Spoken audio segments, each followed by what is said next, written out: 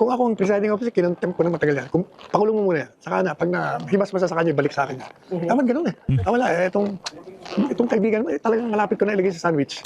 Pambira naman, Sir! Sir Ranjit Ray! Octa Research President! Pakanton ka naman, pambira naman oh. Papansit ka naman dyan. Paldo eh, paldo! Pambira. Di ba, papansit? Prop Ranjit Ray. Oh. Papansit. Dito sa video na to, magpapaliwanag ko itong si Ranjit Ray, presidente ng Octa Research. Octa Research, kung bakit nila pinagtandem itong si Sarat, itong si BP Sarat, itong si Mangga, at itong si Erwin Tulfo, at itong si Lutang. Gayong alam naman ho ng sambayan ng Pilipino, ang sigurado pa lang tatakbo ng pagka-presidente ay si BP Sara. Hindi pa siya pumipili ng kanyang VP, at ang tinandem pa sa kanya, apelidong Marcos. Ito naman si Sir Ranjit Ray. Huwag naman kayo magpaalata. Wala na ba kayo makain dyan sa dyan sa Octa? Wala nga kayo ha, ito. Pakinggan natin. Teka lang. Isang like at subscribe. Masaya na ho tayo dyan sa mga gusto sumali sa ating community. Yung join button, nandiyan lang ho sa baba. Mga patay gutom ng mga taga-Octa na to. Gutom na ba kayo? Wala namang pera dyan sa Octa. Pambira naman, masyado namang halata na bayad itong survey na to. Ang pinaglalabanan ngayon, President, Vice President. President, lahat ang gusto mag-presidente. Vice President, lahat ang magba-Vice President. Pag magdideklara na ng kandidatura at nagkaroon na ng malinaw na partido at mga alyado, doon pa lang tayo magbubutuhan ng BBM Sara, Lenny Marrojas o Isko Sa. Di ba doon pa lang tayo? Sa 2028 pa yan. Pero itong Octa, siguro wala na silang pera pambayad ng upa. Panggan natin. Bira kayo mga taga-Octa Research. VP, parang more or less pantay-pantay, no? VP Sara Duterte is getting Akala siguro ito si Ranjit Ray, meron siya maloloko. from the Babatukan ka pa nung mga nag-utos sa'yo na mag-survey. young from millennials, Gen Zs, no? Sige, tulak mo yan, Octa. Lumagay, ito, fearless forecast ko. Sinabi ko na ito sa mga naunang video ko. Pagpasok ni VP Sara pagka-presidente, maraming magsasarang survey firm. Dahil nasanay sila sa administrasyon na to, lagi silang paldo. Pagpasok ni VP Sara, maraming magsasarang survey firm. Yung mga wala naman talagang bitaw kagaya ng Octa, malamang sa malamang magsasara yan. Siyempre, mawiwili yung mga trabahante nitong si Ranjit Ray. Maya may paldo sila dito sa administrasyon na to eh. Di ba? Pagka wala na administrasyon, wala na. Malamang sa malamang magsasara yan. both Lenny and Rafi also getting Presidente, Sara Duterte, sino kalaban? Vice President, gusto niyo isali si Lenny, si Rafi at itong si Amy, isali nyo, paglaban-labanin nyo. Pero paghiwalayin nyo kasi wala pang malinaw na partido, wala pang malinaw na tandem. Ngayon kung gagawa kayo ng tandem, base lamang sa naratibo ng mga nagbayad sa inyo para i-commission yung survey na yan, good luck na lang sa Octa Research. support from these very big voting blocks in terms of age groups, no? Yung millennials and yung Gen Zenials, no? Millennials and Gen Zs, they comprise nearly more than 50% of the vote, eh. And both groups are getting votes. Siguro ang pinaka-important way to differentiate is regional yung vote. Sabi dun sa comment, we're still talking about flood control. Shout out dun kung sino man nag-comment. Regional yung vote. So lahat ng mga regions 9, 10, 11, 12 kay VP Duterte yan, mukhang solid na solid. Hindi siya Alam mo ano solid? Solid yung yung mga taga-Octa. Anyway, shout out dito kay Ranjit. Tingin ko huli niya na to, hindi niya na uuli. Let's go, Octa Research. Let's go. Punta tayo dito kay Sen Mike. Ito, senator ko to. Sen Mike, defensor, pinigilan ho siyang magsalita sa yung mag-ambush interview. Pinigilan ho siya ng mga taga-BJMP na makapanayam ng media. Bakit pinigilan? Kasi nga naman isa-shoutout niya na naman si Martin Romualdez, si Bunuan, lahat ng nagnakaw sa kaban. Ayaw magpa-shoutout. Ako naniniwala ako na pag-utusan lang yan. Pero natatakot silang mawalan ng trabaho. Huwag kayong mag-alala. Pagka naging presidente na si VP Sara, mga taga-BJMP, magkakaroon tayo ng internal cleansing, ha? Nakita ko eh. Dalawang beses na kami nirega ng BJMP. Post month lang, yung post project, wala pa rin. Alam niyo bakit minadaling ikulong si Mike Defensor? Alam niyo bakit? Kasi bago pa sila ikulong, nakita na nila yung mga numero sa mga senatoriable. Yung mga possible senatorial mananalo ng pagkasenador at yung pangalan ni Mike Defensor, isa sa mga namamayagpag. Walang takot eh. Kung ako susuporta ngayong mga panahon na to, doon ako sa mga kandidato kagaya ni Mike Defensor. All the way. Diba? At saka yung pagsasalita nila dito sa flood control, wala akong humpay. Kaya ako, bilib ako kay Mike Defensor. Talagang yan, kumbaga, talagang ikakampanya ko yan sa Mike Defensor. Hindi maaari na hindi manalo tong mama na to.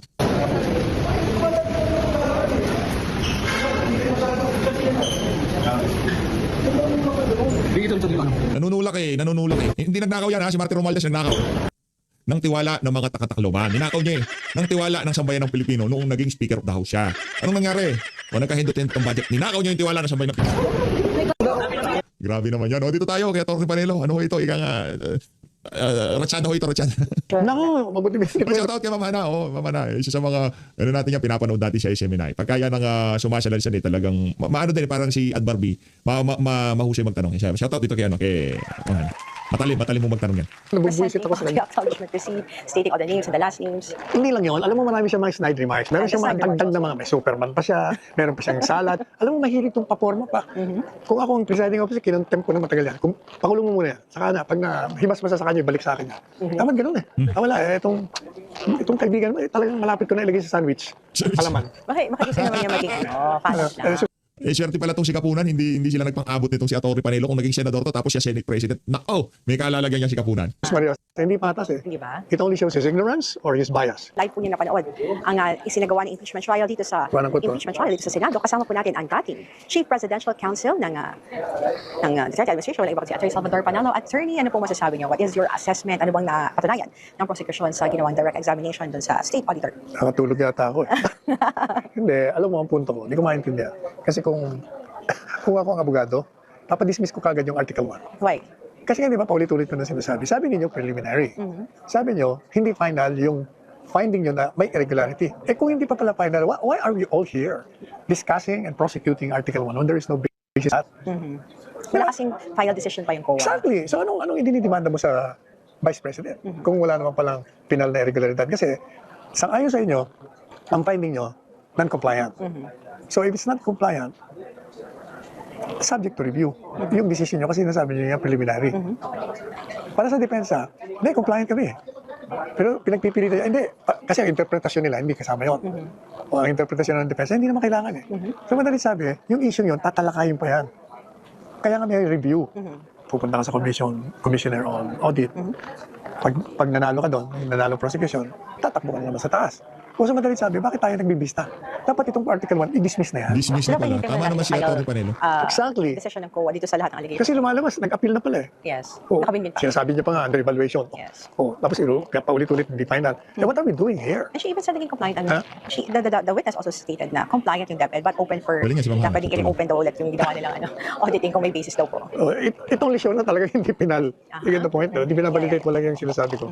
And the style of the prosecution. Nako, mabuti binigit mo yun. Nabubuisit ako sa kanya. Acknowledgement received, stating all the names and the last names. Hindi lang yun. Alam mo, marami siya mga snide remarks. Meron siya mga dagdag na mga, may Superman pa siya, meron pa siyang salad. Alam mo, mahilig itong paporma pa. Kung ako ang presiding officer, kinontempt ko na matagal yan. Kung pakulong mo muna yan, saka na, pag himas-masa sa kanya, balik sa akin yan. Dapat ganun eh. Wala eh, itong kaibigan mo, talagang malapit ko na ilagay sa sandwich. Alaman. Bakit gusto naman niya maging patas lang? Jesus Maria, hindi patas eh. Hindi ba? It only shows his ignorance or his bias. Either or.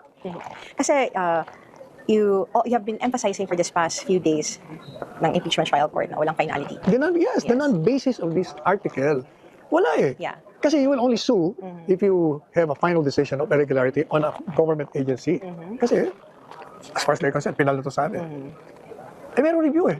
But my question is, Atty. Sal, with that in mind, nung pinopoint mo, and pipinayagan na magkaroon ng impeachment for that article po, at present ng mga acknowledgement receipt, at pinapakita dun sa public, ano bang gusto nilang ipakita sa public na magkaroon ng trial by publicity with only showing all Ayun these nga. receipts na wala pa namang finality? Yun eh. Sinisiraan nila itong si BP Sara na non-compliant. Kaya kung ano-ano, paninira lang talaga ang ginagawa eh. Kayo na nga nagsasabi na hindi pa kayo sigurado kung yung finding nyo i-affirm o hindi. Eh, bakit yung inilalabas yan? But with the buong araw na to na nagsalita at on the direct examine ni Atty. Kapunan, yung state auditor, napatunayan ba niya na nagkaroon ng misuse ng confidential funds ang Vice President, ang parehong office ng OVP at ng Department of Education? Wala nga eh. Kasi nga, babalik ulit tayo doon. Hindi nga pinal yung finding mo eh. So ano bang ginagawa pa natin? Kailangan ipinal yung muna saka kayo magdemanda. So walang basis at all yung mga sinabi Wala. na that the possibility na nagkaroon ng misuse for personal. Yun ang sinasabi nila may misuse. But sila rin ang nagsasabi, pero hindi pa pa ito aming sinasabing misuse. Bakit mo sinisiraan si Vice Presidente? May technicality din kasi sinabi din sa first earlier report, diba? Presenting dun sa summary po ng report po na present kanina na nagkaroon sila ng disbursement ng ganitong date, hindi pa nare-release yung confidential funds. Saan sila kumuha ng pera ng ano? Ay, hindi lang tinatanong ng Kaya dinedisallow daw ng COA. Ibig sabihin, nag-gastos muna tapos parang reimbursement. Ibig sabihin kayo mamaya atraso eh. Dahil nag-a-advance pa itong mga nagtatrabaho para sa inyo. Tapos tuloy, kaya nung mag-liquidate sobra. Is it anomalous? Ano? Anomalya ba yung ganun? Hindi ano mali yan. It only nga shows na these people are spending their own money. That's why they're asking for reimbursement kasi ang bagal nyo magpalabas ng pera. Tapos, nagpalabas na nga kayo ng pera, sasabihin nyo pa, irregular yung ginagawa namin. Compliant naman kami. You keep on insisting na non-compliant. And yet, you're suing us for something which is not final. Ano ba yan? So, what do you think ang dapat gawin ng defense? I will not tell them what to do, but if I were a lawyer and there is an impeachment trial involving the same facts on Article 1, I will move for a dismissal of the case of that Article 1. Right away. Or, if I were the presiding officer, I will call the attention of my colleagues. Why are we doing this? Walang basis ng article, i-dismiss natin to. Di ba? And stop it. O di, gusto nyo, i-file nyo after. Di ba? Otherwise, you're wasting our time. File it after. Kasi tingnan mo, Hana, what can you get by asking about 5 witnesses, testifying on something that they found irregular, which is not yet final? Kasi as far as they're concerned, it's irregular. But paano kung yung commissioner audit will not agree with you or the court will not agree with you? O di wala. Di nagsayang lang tayo ng oras. And money. Money, lahat yan. Pati waste of time. O kaya nakakatulog-tuloy ako sa board up. But I have to be here because I really have to monitor it. Nice way to monitor. You're monitoring it Oo nga. live. Kahit na Paul Weden, nandito tayo, di ba? What about your So, expectation? kudos kay Atty. Panero. Kuha natin. Kaya na talagang naghahabagat na pero, di ba? Kasi yung mga succeeding witnesses is coming from the Department of Education, Office of the Vice President, yung mga minimension nila kanina ng mga officers na mismo nag-liquidate. Parang lalabas, hostile witness yun. Really? O kasi sila yung sila yung mismong nag-disburse, di ba? Sila di yung accountable. At saka nayayamot akong pakinggan yung sinasabi ng testigo na accountable officer ay si Vice Presidente. Nakakalimutan nila under the joint circular, there are 2 accountable officers. Pero hindi end yung dalawang sabay. Kasi nakalagay doon ore. Not and or. Kung sino may hawak at sino nag-implement ng pera, siya ang dapat na-accountable. Kaya nga ore. Sabi nila hindi kasi pumirma si Vice Presidente. Pumirma siya sa programa, ito ang program. Okay na sa akin to. Sige, implement nyo. O, ikaw ang payee. Ikaw ang hawak ng pera. Patupad mo na yan. O, so, hindi si Vice Presidente ang accountable. Ikaw. Under that joint circular. So kahit nandun mo palabasin, talagang hindi guilty si Inday Sara doon sa demanda nila na may irregularity ng pag-disburse ng pondo. Yan ang maliwanag eh.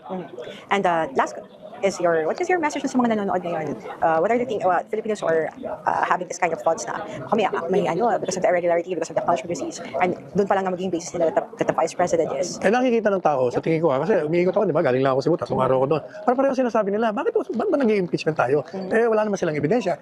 Tapos yung prosecution, wala nang ginawa, kundi manira, kahit na hindi dapat sasabihin. Meron siyang mga sinasabing mga scam. Ngayon naman, may Superman, may salad. Ano ba yan? Sabi niya, marami nang ayaw manood eh.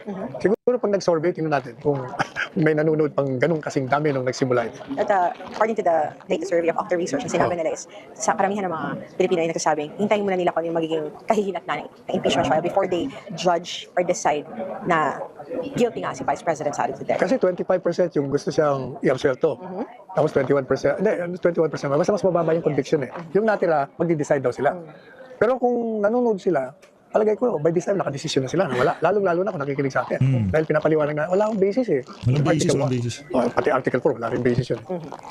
Maraming Sa dalawa na. Thank you so much, Atty. Salpanel, for that assessment, and we will still have you here on SMNI to assess more doon sa mga susunod pa ng impeachment hearing dito po sa Senado. Maraming salamat, Atty. Thank you. Salpanel. Salamat, Atty. Sala, dito kay Ma'am Hana sa SMNI. Nagtao tayo kay Ma'am Gidote, no? Isa ho sa mga pinapanood natin pagdating sa kung ano na nga ba ang kalagayan. Gusto nating malaman ang kalagayan ng ating ekonomiya. Ito si Ma'am Gidote ang ating pinapakinggan. Na budget nga natin na umaabot sa 7.2 trillion pesos para po yun sa susunod na taon. Mas mataas ito 6% kumpara ngayong taon. Ano ho yung mga nakikita? Makatwiran ho ba ito? Lalo na sa kalagayan o sa kasalukuyan kung estado ng ating ekonomiya ngayon. Alam mo, napakaraming rason kung bakit ako nababahala dyan sa 7.2 billion na budget na yan. Ano? Trillion. Unang-una, galing siya sa mataas na base na. No? So in the past 4 years, alam naman natin na maraming insertions dun sa previous budget. So kumbaga parang pinasok na nila yung mga insertions na yun dito sa kanilang National Expenditure Program. So 7.2. Nung panahon ng previous administration, ang average lang yan ay less than 4 trillion. Ano? So ngayon 7 trillion na. So isa yan sa pinakamalaking concern ko. Ikalawa, yung execution risk. No? So ano ibig sabihin ng execution risk? Yun yung paggamit mismo ng budget na yan. Kasi in the past nga, ang taas-taas ng budget pero ang GDP growth natin ay pababa. Kaya itong second quarter ay 2.3% na lang. Normally, pag malaki ang budget, so magiging stimulus yun ng economy para tumaas kasi dapat nagbibigay ng trabaho through the projects ang gobyerno. No? Pero wala tayong nakikitang pagbabago imbes tumataas pa ang unemployment rate. Kasi ikatlo, ang pinakamalaking concern ko, uutang na naman sila kasi yung 7.2 ang program deficit niya ay 1.7 trillion. Okay? So kung idadagdag mo yan dun sa program deficit this year na 1.6, so malamang more than 21 or almost 22 trillion na magiging utang ng national government, no? As of now, yung debt to GDP ratio natin ay 66% na. 22-year high yan, yung 66%. So pag umabot yan ng ang tawag dito ng 22 trillion, malamang over 70% to GDP na, since hindi naman tumataas ang ating GDP pero lumalaki yung utang. So ang mangyayari diyan, manghihina yung piso, tapos baka maging inflationary pa to kasi nga may supply constraints dahil hindi na ma-manage ng ating gobyerno yung supply constraints ngayon, kaya mataas ang inflation. So Opo. napakaraming concerns.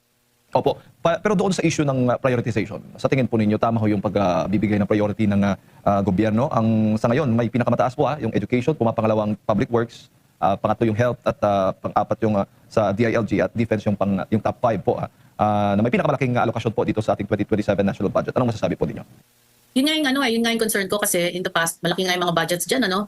Kumbaga yung sinasabi nila sa press release nila ay mainly lip service kasi previous years na naman talaga mataas ang budget sa education, sa public works, pero ano ang resulta, di ba? Napakarami pang schools na hindi na itatayo or classrooms, tapos sa DPWH, talamak ang corruption, walang napapanagot.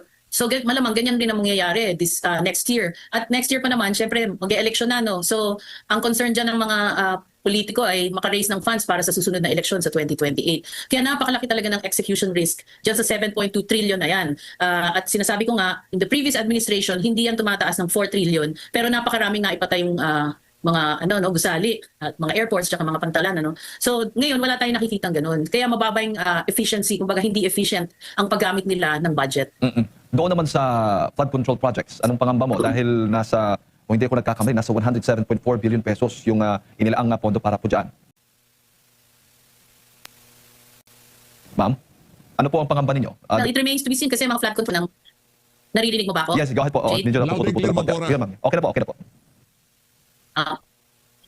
Yeah. Kasi ang concern ko nga dyan yung execution, no? So kaya ba nilang itayo yan ng 1 taon? Tingin ko hindi naman kaya kasi matagalan ng at least makapagbigay sila ng trabaho. Pero kung sabihin nila na next year wala nang baha, napaka-imposible nun kasi ngayon pa lang kitang-kita natin, habagat pa lang ang dami ng nabahang regions, no? So medyo talagang hanggang ngayon nababahala ako dyan sa budget na yun. Opo. Pero ang paglalaan ng pondo ay tama lang naman, ma'am. Doon lang sa execution yung medyo kayo nakikita yung parang may red flag talaga. At dapat yan ang matugunan ng pamahalaan. Tama ho ba?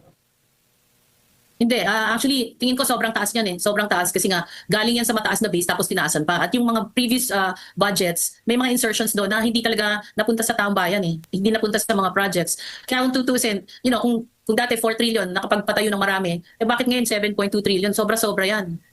Opo. Ngayon lalo na patuloy yung mga pagbaha na nararanasan ng ating mga kababayan. Oo. So dapat yung pondo na yan kahit sobra-sobra mapunta doon mismo.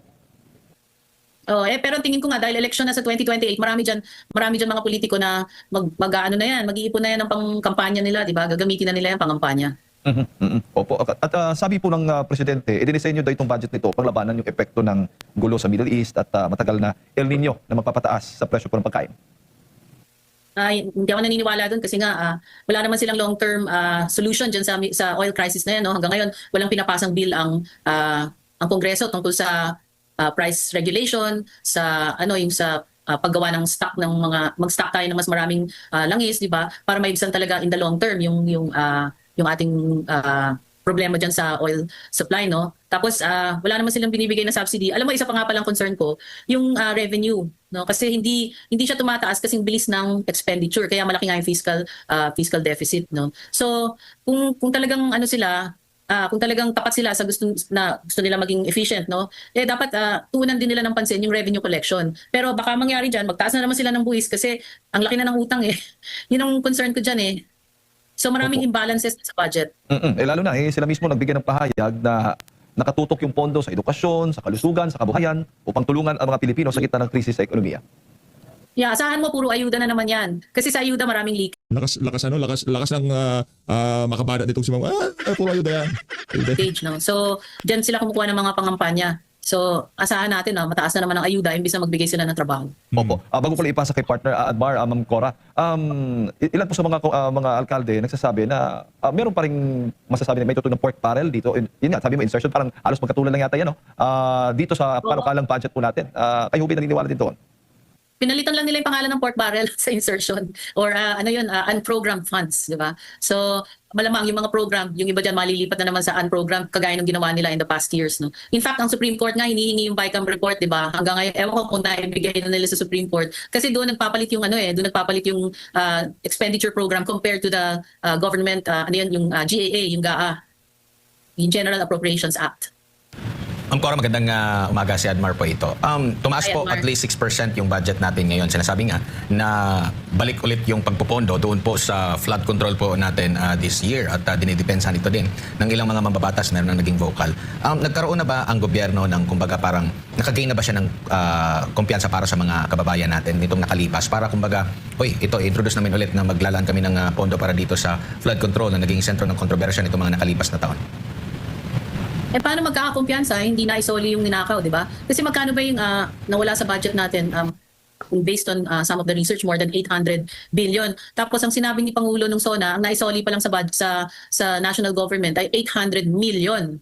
Napakalayo pa niyan doon sa talagang nawawalang pera. Tapos ngayon, magbibigay na naman sila from our taxes ng additional funds for flood control. So kung talagang tapat sila, dapat bawiin nila yung mga nanakaw. Correct. Tapos yun ang gamitin para sa flood control projects. Pero wala silang ginagawa doon sa issue na yon, di ba? Sa mga ninakaw. Yung mga contractors na hindi nag-deliver, nasa na yung mga contractors na yon? Bakit si Diskaya lang ang nakakulong? Opo, and dito po sa issue ng flood control, do you think na dapat hindi pa paglaanan na ito at ituon muna doon talaga sa mga key projects? Mas malaki ba ang ambag sa ekonomiya natin, ang mga malalaki, mga key projects, mga nasa priority program, mga dapat nasa programa allocation or mga programa po, kumpara dito? Kasi ang nababanggit, lalo na doon sa nalalaman natin sa Korte Suprema, itong mga malalaking proyekto na ito, talagang pinag-aralan ng husto, lalo na yung impact nito sa ating ekonomiya compare dito po sa mga flood control na sinasabi nga na nasaan program fund pero mas naging priority pa. Ayun nga, so actually importante talaga yung flood control, kaya lang hindi nga nagagamit para doon. Di ba yung napaka-substandard, yung ibang ginawa substandard, nag-iba na dahil sa baka, no? So napakababa ng tiwala natin na kayang gawin ng gobyernong ito, yung sinasabi nila. So marami silang sinasabi pero pagdating sa delivery or execution, wala nga. Ang sinasabing dahilan ng paghina ng ating ekonomiya ay dahil sa mababang paggastos lalo na sa infra. Do you think dito sa ganito kalaking halaga ng budget po natin, kung ito'y gagawin lang talaga sa tama, medyo makakabawi-bawi ang ating ekonomiya po, Ma'am Cora? Dapat noon pa kasi ang laki-laki ng budget in the last 4 years, no, napakalaki. So dapat noon pa marami na silang naipagawa. Kaya nga lang napakalaki ng leakage, as in massive talaga yung leakage na nangyari in the past 4 years. So what gives us confidence na magagamit ulit itong 7.2 trillion na budget na to para talaga sa mga proyekto. So ako wala akong masyadong tiwala sa gobyerno ngayon. Madaling magsalita pero yung sabihin mong gawin nila, hintayin natin kung talagang gagawin nila. Opo, Kasi sinasabi 2.3 nga lang yung economic growth Kaya at nag-umpisa yung pagbaba ng economic growth bago pa magka-krisis sa langis. Ngayon, ibig sabihin hindi talaga efficient yung paggamit nila ng budget kasi dapat pag ganyan kalaking budget, dapat tataas ang economic growth mo. expect na rin po ba natin na pag-usapan yung pagtaas, natataas din yung ating utang? Kasi alam naman natin po, yung ating pong nakokolekta, kita ng gobyerno, hindi naman po yata umabot sa 7 trillion para matustusan itong mga proyekto na sinuggest ng ehekutibo na nagkakalaga ng nasa mahigit 7 trilyong piso. So, asahan natin na mas lalong tataas ang ating utang po para sa 2027? Oo, na-mention ko nga kanina yung fiscal deficit, yung programmed deficit from this 7.2 trillion is 1.7 kasi yung program revenues nila ay 6.9 trillion lang. No? 6.9 trillion. So may deficit ka. Yung deficit na yun, uutangin na naman yun. So kagaya sinabi ko kanina, baka by 2027, umabot na sa 22 trillion, between 21 and 22 trillion ang utang ng Pilipinas. So sa makatuwid, tataas ang ating debt to GDP to more than 70%. Yan ang ngayon nga lang 66% to GDP, mataas na ratio na yan in 22 years. So since tataas pa ulit yung deficit, magkakaroon pa ulit ng deficit at utang pa sila, tataas pa ang utang, tataas pa ulit yung ratio na yan. So magiging all-time high yan siguro, no? Isa pa, yung pagbayad ng utang lalaki ng lalaki, di ba? So ngayon nga lang halos 50% ng nakokolekta nilang buwis ay napupunta lamang sa pagbayad ng utang. Grabe. Kaya paano yung paano pa yung ibang programa na dapat nilang gastusan, no? Nagbabayad, pinapayaman na lang natin yung mga bangko. So isa yun sa mga malaking concern ko. Paano natin babayaran yan in the future? Ibig sabihin magtataas na naman sila ng buwis in the future. At iiwan nila yan doon sa susunod na administrasyon. So para masisi yung susunod na administrasyon, di ba? Pero actually galing yan sa kanilang yung katiwalian. Opo, at sinasabi nga na ang isang taon bago mismo ang taon ng eleksyon, ang budget niyan sinasabi ng election budget nga itong 2027. Yes.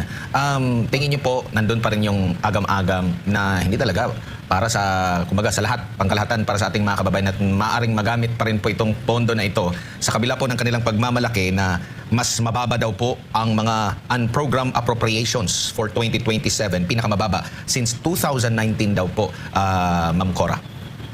Kasi naka-factor in na nga dun sa NEP yung dating insertions kasi hindi naman nila binaba yung budget, di ba? So yung pinagbasehan nila ng previous years, may mga insertions na yon, di ba? So tapos tinaas pa nila ngayon. So nandun sa program ngayon yung mga insertions in the past. So nasa DPWH, nasa education. Kung matatandaan mo, sinabi noon ni dating Education Secretary Sara Duterte na yung sinabmit niya na budget ng education was 5 billion. Natatanda mo yon? 5 billion. Alam mo kung magkano ngayon?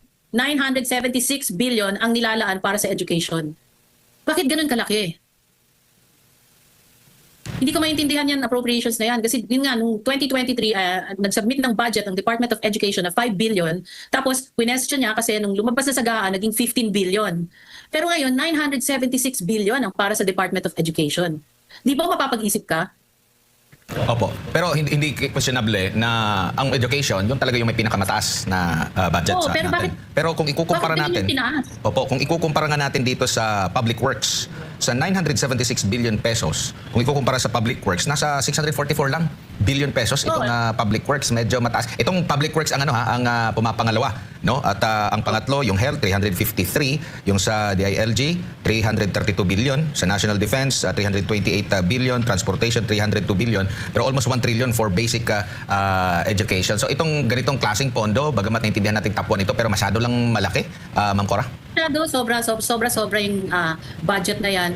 Siyempre nandiyan nga yung mga leakage sa education, sa public works and highways. So kumbaga embedded na dyan yung kanilang campaign funds. Okay, so of course these are all speculation on my part, pero sobrang laki niyan kasi kung kukumpara mo nga dun sa mga previous budgets, sobrang laki yan. So I don't know kung saan ang galing yung budget na yan, no? At dapat talaga tingnan yan or bantayan na ng taong bayan kung paano gagastusin yan, lalo na yung sa education na 976 billion. So bantayan nyo kung gaano karami ang bibigay na ayuda kasi ang tingin ko dyan, mapupunta sa ayuda karamihan dyan ililipat yan sa unprogrammed eventually.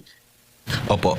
Sa 2023 national budget, ayon sa Department of Budget and Management, 2023 ito, nasa 852.8 billion pesos ang budget allocation. Kasama na yung DepEd, mga SUC, CHED, TESDA.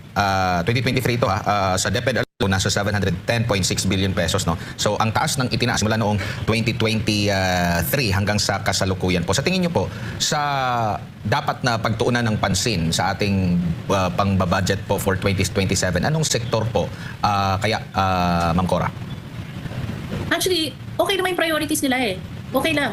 You give priority to education, public works, kasi syempre yan ang nagtatayo ng mga infrastructure, sa health, no? Because you have to invest on health. At of course, ako gusto kong bigyan ng priority ang agriculture. Kasi para maging may sustainability tayo pagdating sa pagkain, sa food supply. At saka, dapat pag-isipan nila magbigay ng budget para sa energy. Kasi kailangan natin magkaroon ng sustainable energy supply. So parang walang energy dyan sa kanilang priority di ba? Pero sa akin, okay naman yung mga top 3 nila. Pero sa totoo lang, yung execution pa rin ang talagang tinatanong ko. At saka yung laki ng budget na yan. Kasi gahigante na yung budget na yan.